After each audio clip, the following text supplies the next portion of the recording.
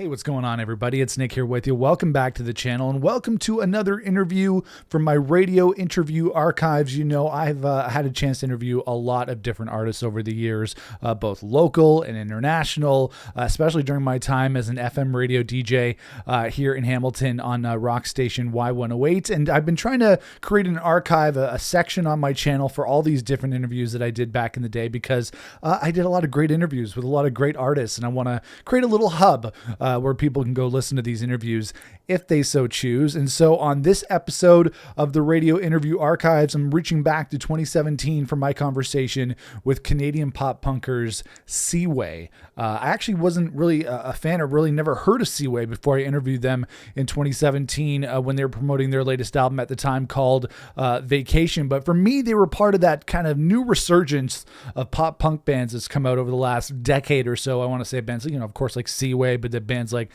Neck Deep and State Champs and all those different bands. You know, the story so far, and I feel like Seaway is part of that next emergence of pop punk bands. And this is going back to 2017 when they were promoting their latest album called Vacation, which is a great record, by the way. If you've never heard Vacation, definitely pick that up, check that out. You can check out the album before that, Colorblind, and then the album after that, which came out in 2020, which was called Big Vibe, which was actually the last studio album the band has made thus far to this date. I know they've experienced some issues behind the scenes that prevented them from making new music, but really when it comes to great modern punk bands, these guys are awesome. They're from Oakville, Ontario, right down the street from me here in Hamilton, Ontario. And so in this conversation, I talk with Ryan and one of the other members of Seaway, talking about Vacation, talking about recording the album, and really kind of just gushing because I'm such a huge fan of the band. So this was a really fun conversation. So going back to 2017 in the Radio Interview Archives, it's my conversation with Seaway. Enjoy.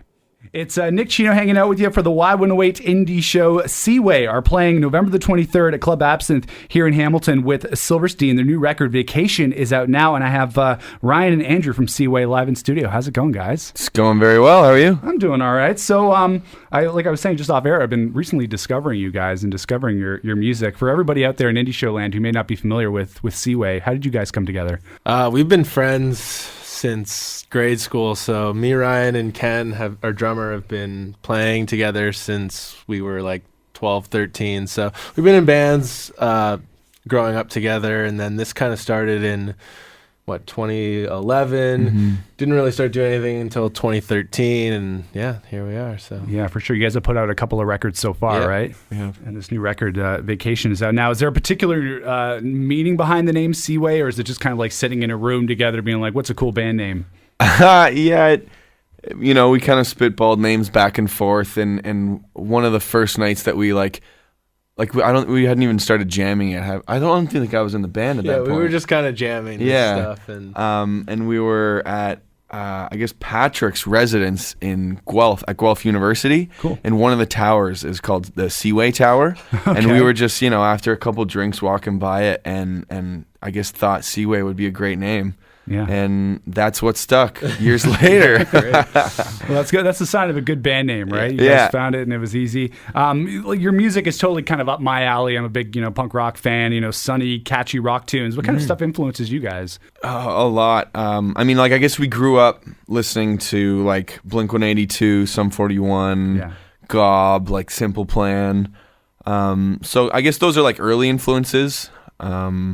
This one, like for this record, there's definitely, it's still like straight up pop punk at times, but there's definitely like a little bit of 90s like alternative rock, kind of like Third Eye Blind, Weezer. I heard some Weezer in there as well, which is totally cool. I'd say that's definitely a big one on this record. It was funny, I was looking on your Facebook page and it said, like, when you had your influences, the scene in American Pie where Jim is running to Kevin's house and Mutt starts playing in the background. So I dug the American Pie / Blink-182 reference, because like, I grew up listening to that soundtrack as well, and that movie and stuff. So I totally kids got that reference. Calling us like American Pie core, like when we were like first coming out, we were like, okay, we'll go with that. Yeah, for sure. Well, I find like a lot of that late '90s stuff, and the same with kind of your music. It just has that kind of guitar-driven rock vibe that I really dig. Are you guys big movie fans? Is that kind of something that goes into the music as well, or? I mean, yeah, we're fans of movies. I don't think it really crosses over to the music much, but yeah. Ever been featured on any soundtracks or anything? Or No. Oh, see, that would be cool. On it, yeah. For sure. They got to make like the next American Pie. Put Seaway on the soundtrack. Next generation of American Pie. This new record, Vacation, is out now. New Noise Magazine called it Effin' Glorious, which is a pretty awesome compliment. Is that what you guys were going for on the record? Is sitting in the studio? Let's just make it glorious, guys. Yeah, I guess. Expletive glorious. Yeah, I think so. That's kind of what we were going for. Yeah, well, no, that's a great compliment. Was it like going into the record? Was it just like was it just about making a good record? Or was it making a record that kind of defined you guys? What was the? I think a bit mission? of both. Yeah, because we had done 2 full lengths before, 1 full length on a label, and yeah, we wanted to make a record that we really liked, which is obviously a cliche thing to say, but yeah. And for the most part, it was making a really good record. We put a lot of time, a lot more pre-production into it, and spent months writing and demoing and working with different people. So like, yeah, we really wanted to make the best record possible because we knew we had to at this point as a band. So yeah, for sure. Was it recorded in Oakville or was it recorded elsewhere? Or? It was actually recorded in LA. Cool. Right on. Yeah. I guess that's the best place to make just a great rock record, right? Yeah, it was kind of stepping out of our comfort zone a bit because we had in the past recorded like around the GTA, kind of like Toronto and stuff like that. And so when we got the opportunity to go to LA and do it, we thought, yeah, this will be the next step to like making an amazing record. Yeah, for sure. You guys are going on tour with Silverstein. Have you guys toured with them before? Kind of, what's your relationship with them? We've like played random shows. We did like a weekend run. Like I wouldn't call it like a full tour. So yeah, we're like kind of buds with the guys. They were on Warped Tour too. Same True. year, Yeah. so Okay. So I guess we hung have out kind a of lot on Warped Tour. Yeah. Seeing as you guys are a touring band, what are the top 3 things that you guys need to bring with you on tour to get through a tour, other than instruments and that kind of thing? Like, what gets you through a tour? It's tough. Lots of underwear. I've always wondered this too with bands, like laundry. What's the deal with doing laundry on tour? So, okay, you're in the middle of the tour, clothes are dirty. Do you guys just stop in whatever town you're doing and you just like, hit a laundromat? If we're staying at a friend's place or in a hotel, we'll do laundry there. But yeah, it's definitely underwear. Underwear and t-shirts are like, that's all I need. Yeah, for sure. A toothbrush and deodorant. Yeah, all the toiletries, the main stuff you need when you travel. And good Stay books. clean. Yeah. Good books, yeah, for sure. When you're on the road, do you guys like get on a big bus? Is that pretty much the thing to do nowadays? Or we tour in a van. In a van, still in a van. And trailer, yeah. Cool. Still in the van. Well, I was watching the video for Lula on the beach. I was saying it's my jam. It's very cool. It's very colorful, and plus there's cute puppies in the video. Are they your puppies? Where did the cute puppies come from? Because that's just gonna draw people into the video. Some of them are ours. Some of them are just like we kind of asked a bunch of fans, like, this is where we're shooting this day. Come out, hang out. It's on a beach. Like, just come hang and bring your dog.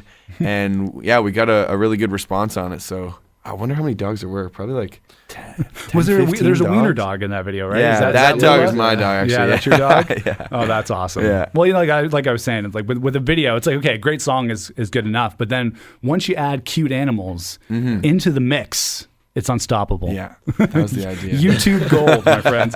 We're talking to Andrew and Ryan from Seaway. Their new record, Vacation, is out now. They're playing with Silverstein at Club Absinthe here in Hamilton on November the 23rd. And I actually saw on your website as well. This is really cool because I feel like it's not something that happens very much anymore, but you guys are doing a signing in Limeridge Mall, which is like my favorite mall, at Sunrise Records on the day of the show on November the 23rd. And that's just something I feel is missing a lot from rock these days, when you can go into your favorite record store and get your favorite band to sign the record. So that's pretty exciting. Yeah, we'll see how it goes. I haven't heard of bands doing that in a long time, but we got Sunrise, I guess, offered, and we're doing it in like 5 or 6 cities on this tour. Yeah. So it'll be cool. That's cool. Yeah, it's fun to, like, you know, meet the people that are supporting your music too. And I think a lot of the bands are they're turning towards like getting fans to pay for VIP tickets and coming and meeting the bands. Seen that, and like, yeah. I mean, I guess that makes sense for like some massive bands, but for a band like us, we could totally just go hang out at a record store and meet the people that are supporting our music. Yeah, So and potentially I'm make some looking new forward to fans it. as well. You know, people will be walking by Sunrise, they see people lining up and be like, well, okay, what's going on here? Who are these guys, right? And it's cool. Yeah, like it's something that's missing in rock, and I really dig that. Just kind of the old school band in a record store. Okay, well, a couple more minutes with you guys. I just want to hit you with some rapid fire questions because I ask bands that come into the studio just random stuff just to see where people are at. So just give me your honest answers, okay? Batman or Superman? Batman. Yeah, I was gonna say Batman for sure. Yeah. Okay. Batman. That's good. All the rock bands go with Batman. Right? It's like he's more badass, I guess. Vans or Converse? You know, what's the good punk rock shoe? What's the go-to? I'm a Converse guy. Okay. Yeah. It's tough. I own both. Okay. Yeah. I would say more Vans. What's comfortable on stage? Neither are particularly comfortable shoes. All right. Well, maybe I guess the Vans more than the Converse. I guess. Yeah. Star Wars or Star Trek? Star Wars. That's yeah, he's a bit of a me. Trekkie. I've been Star Wars my whole life for sure, but the last year I've been delving into Star Trek. And it's all on Netflix. So, it's all there. I'm watching The Next Generation. They came out with a new series a couple months ago. Yeah, well, okay. So I'm it's gonna say Star split. Trek. Let's go. All right, Star Trek and Star Wars. That's fine. It's okay. You can like both. Gibson or Fender or whatever the instrument of choice is or microphone of choice or. That's also very tough because I'd say Fender. Okay. Yeah. Right on. Microphone. I just use a Shure SM58. Classic. The classic. That's in all every you single need. venue across Make it the sound world. good. And you know, because the record and the songs kind of have a summer kind of feel when you're on the beach, okay? And I've noticed this is kind of like a big thing with people. When you're on the beach, do you stay on the sand, or are you one of those people like a book on the sand kind of person, or are you like I'm in the water all day kind of person? Because I love to just be in the water, but I know people are just like I just want to be on the sand, chilling out with a nice book. So which one are you? I would say on the sand. Okay. Every once in a while I'll go in the water, but Yeah, I guess tough to say. I guess for the most part I'm chilling on the sand. You know, but then you get hot and you got to cool off. You know, right. So a bit of both, but probably mostly chilling on the sand, you know. Chilling on the sand. Rays. It's weird because I don't really think that we're a big beach band. You know? Like we go every once in a while, but yeah. Well, you know, it's like I guess like I said, when you add the cute puppies into the mix, yeah. I mean, yeah, it's just amazing. There, All right, so you guys are playing on November the 23rd at Club Absinthe. What else is on tap for 2017 and 2018? I saw we got the American vacation tour coming up. We got the international vacation tour coming up. We got the Canadian tour, obviously. What else is on tap for you guys? Yeah, we so as soon as we finish this tour with Silverstein in Canada, we fly out to Japan for the first time. Wow. Yeah, so we're Very nice. really excited for that. And then we'll have one more GTA show that we haven't announced yet. Cool. You know, at some point in December. And then, after that, we go to the UK in the new year and then back out to the States for the American vacation tour. And then probably more touring after that. yeah. Cool, I yeah. think we'll do Canada again after that. Yeah. For sure. Well, Early you're summer or something. So killing it out on the road. That's what it's all about, right? Yes, For sure. And Japan, that's awesome. That's got to be pretty exciting for you guys. Can't wait. Like undiscovered territory for you, right? It's been a goal for our band for a while now. So cool. And I've heard Really that Japanese fans are just big music fans, that they really do show the love for their favorite bands. So that should be really, really fun. And hopefully your reputation has preceded you before you guys get down there or over there, actually.